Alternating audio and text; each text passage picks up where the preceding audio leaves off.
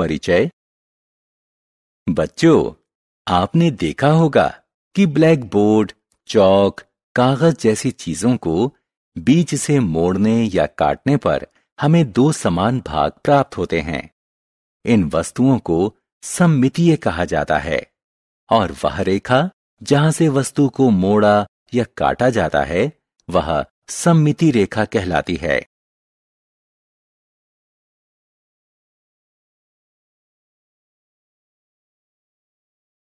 उद्देश्य।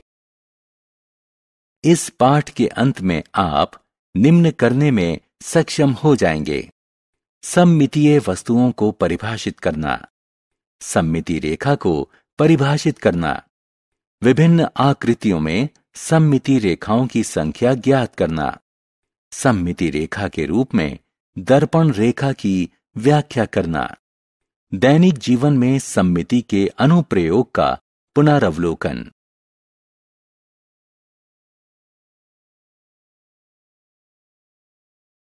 सममिति क्या है? बच्चों, कंबल को देखें। जब आप इसे बीच से मोड़ते हैं तो इसके बाएं और दाएं भाग एक जैसे दिखते हैं। इस प्रकार कंबल को सममितीय कहा जाता है। इस पत्ती को देखें। पत्ती को मोड़ने पर इसके दो भाग एक दूसरे के समान दिखते हैं। इस प्रकार यह सममितीय है। सममिति रेखा। छुई मुई के पौधों की पत्तियों को देखें। जब आप इन्हें छूते हैं तो ये दो भागों में मुड़ जाती हैं। क्या आप देख सकते हैं कि ये दोनों भाग एक जैसे दिखते हैं? वह विशिष्ट रेखा जहां से पत्तियां मुड़ी हुई हैं वह सममिति रेखा कहलाती है। इस पग में भी एक सममिति रेखा है जहां से ये दो समान भागों में मुड़ा हुआ है।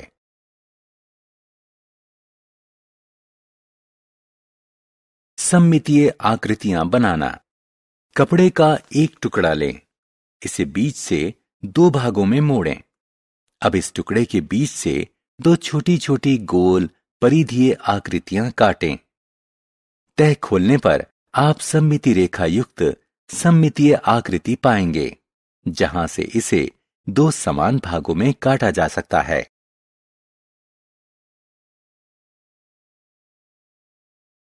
दो सममिति रेखाओं वाली आकृतियां। मनु और मृणाल के पास एक आयताकार केक है। दोनों इसे दो बराबर बराबर भागों में बांटना चाहती हैं। केक को दो प्रकार से बराबर बराबर भागों में बांटा जा सकता है। क्या आप जानना चाहते हैं ऐसा कैसे हो सकता है? आइए पता लगाएं। केक को क्षैतिजिक रूप से बांटा जा सकता है जिससे इसके दो भाग समान दिखेंगे। इसे ऊर्ध्वाधर रूप से भी दो समान भागों में बांटा जा सकता है। इस तरह हम कह सकते हैं कि आयत में दो सममिति रेखाएं होती हैं। अनेक सममिति रेखाओं वाली आकृतियां। आर्ची के पास दो लंच बॉक्स हैं। एक में तीन सममिति रेखाएं हैं। उसे ये बॉक्स पसंद नहीं है और उसने इस बॉक्स को अलग रख दिया है। उसने दूसरा वाला बॉक्स लिया है।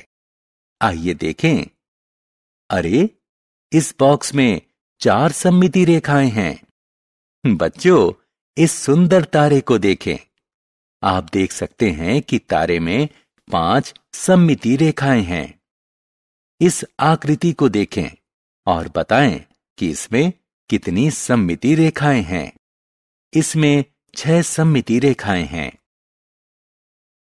ज्यामितीय आकृतियों में सममिति।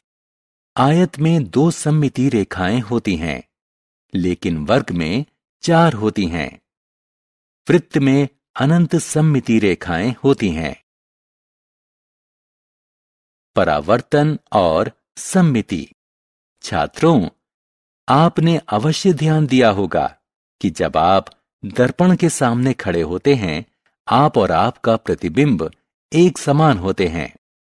बना हुआ चित्र उस वस्तु का उसी रेखा में परावर्तन के कारण बना हुआ प्रतिबिंब होता है।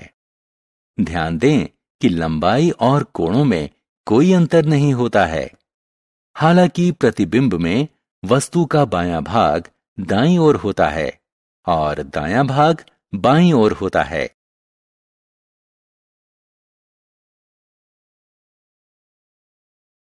परावर्तन सममिति के अनुप्रयोग।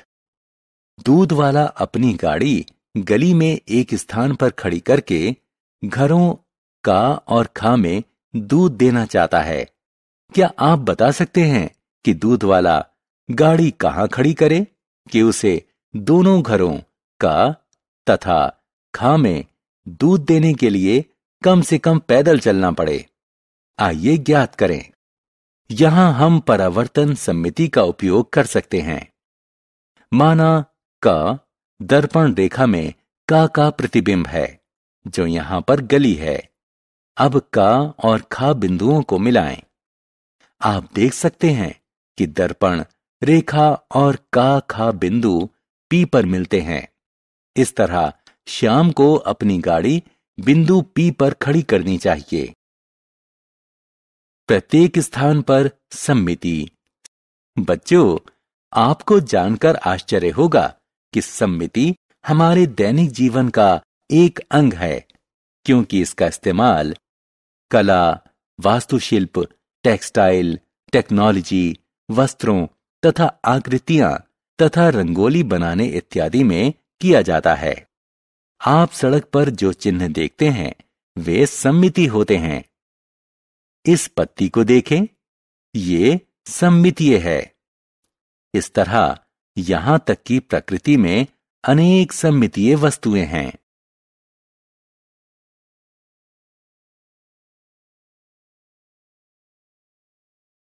सारांश।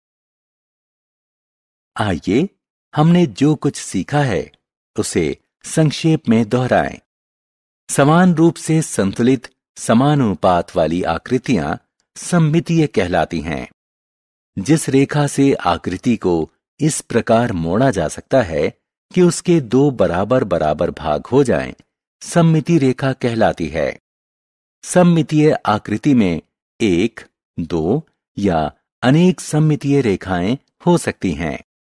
कोई वस्तु और उसका दर्पण में बना प्रतिबिंब दर्पण रेखा के संदर्भ में सममितीय होते हैं।